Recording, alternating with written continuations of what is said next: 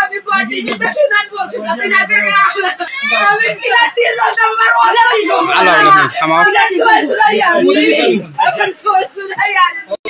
আমার মামা চোখে চিন্তা করে দিন দুপুরে ডাকাতি। আজ 18ই মে রবিবার।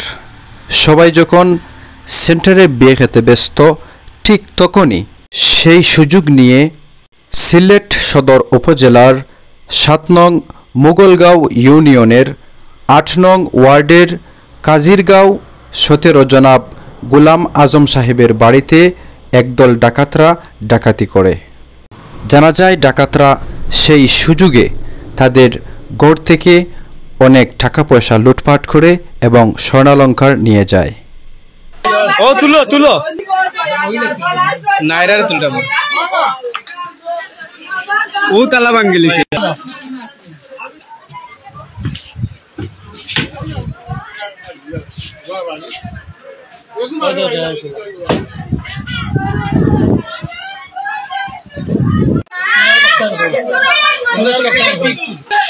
আমি কোয়ার্টিতে শুনান বলছি যাতে যাতে আমি কি রাতে জানতাম